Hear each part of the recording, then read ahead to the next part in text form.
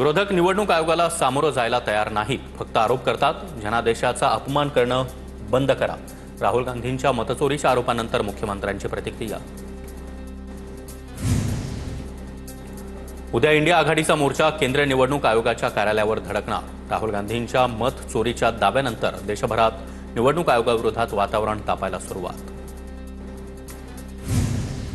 काँग्रेस अध्यक्ष मल्लिकार्जुन खरगे यांच्या निवासस्थानी उद्या डिनरचं आयोजन। इंडिया आघाडीच्या सर्वच खासदारांना डिनरसाठी निमंत्रण। दरम्यान उद्या सकाळी इंडिया आघाडीचा निवडणूक आयोग कार्यालयावर मोर्चा। ठाकरेंच्या शिवसेनेचं उद्या राज्यभरात जनआक्रोश आंदोलन। राज्यभरातील जिल्हाधिकारी कार्यालयासमोर उग्र आंदोलन करण्यात येणार। उद्धव ठाकरे देखील आंदोलनामध्ये सहभागी होणार। घोटाळेबाज सरकारविरोधात आमचं आंदोलन।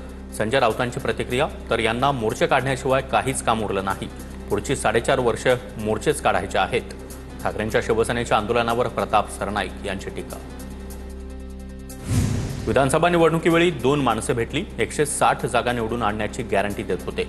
मात्र मी आणि राहुल गांधींनी हा मार्ग नाकारला। शरद पवारांचा मोठा गौप्यस्फोट। मतदान वाढवण्यासाठी उद्धव ठाकरेंना देखील काही लोक भेटले। विधानसभेवेळी या लोकांनी आमच्याशी संपर्क साधला। 60 ते 65 जागा जिंकून देऊ असा दावा त्यांनी केला होता। संजय राऊतांचं वक्तव्य। आम्ही आयोगाला प्रश्न विचारतोय, मात्र भाजप उत्तर देतं। मग आम्ही म्हणायचं का? निवडणूक आयोग भाजपचा विभाग। रोहित पवारांची टीका। जनता का नाकारते हे लक्षात न घेता आरोप सुरू आहेत। सलीम जावेदचा आदर्श घेतला तरी हे स्क्रिप्ट रायटिंग चालणार नाही। राहुल गांधी आणि शरद पवारांच्या आरोपांवर केशव उपाध्यायांची टीका। काँग्रेसमध्ये वेगवेगळे गट निर्माण झाले दिसतात। कायदेशीर बाबींमध्ये देखील एक आवाज दिसत नाही। ते गट एकमेकांवर कुरघोडी करतायत असं वाटतं। प्रकाश आंबेडकर यांची प्रतिक्रिया।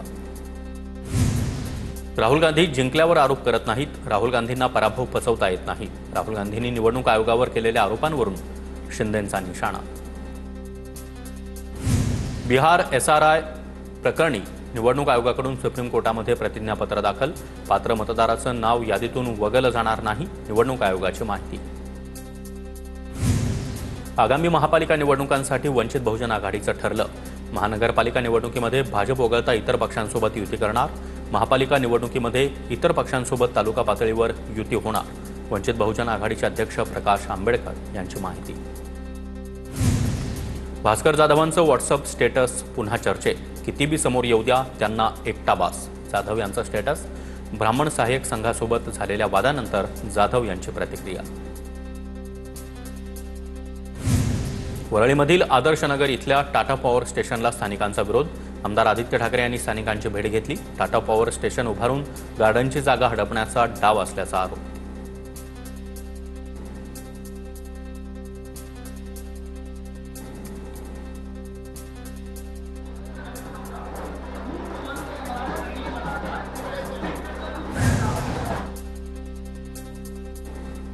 शिवसेनेकडून श्रीनगरमध्ये महारक्तदान शिबिराचं आयोजन। उपमुख्यमंत्री एकनाथ शिंदेही श्रीनगरमध्ये दाखल। सांगलीमधील हजारो पैलवान रक्तदान करणार।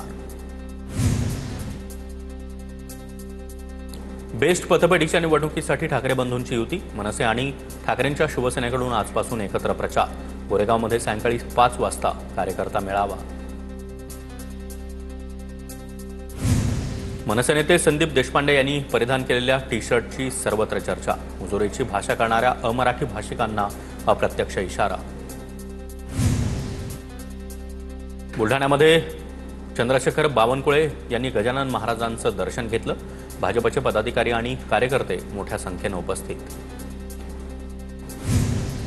सोलापूरमध्ये श्री मार्कंडेय महामुनींचा रथोत्सव सोहळा। सोहळ्यादरम्यान भर पावसामध्ये जयकुमार गोरेंची दमदार एंट्री। रथोत्सवाला नारळी पौर्णिमेनिमित्तानं विशेष महत्त्व। शरद पवारांना लोकपिता पदवी बहाल। इगतपुरी तालुक्यातील वासाळी ग्रामपंचायतमध्ये ठराव करत लोकपिता पदवी बहाल। ग्रामपंचायत मूळझरा किनवट नांदेड जिल्ह्यातील ग्रामपंचायतीत देखील ठराव मंजूर। सतीश उर्फ खोक्या भोसलेला शिरूर कासार न्यायालयाकडून जामीन मंजूर। खोक्याच्या घरून वन्य प्राण्यांचं मांस जप्त केल्यानंतर अटक करण्यात आली होती।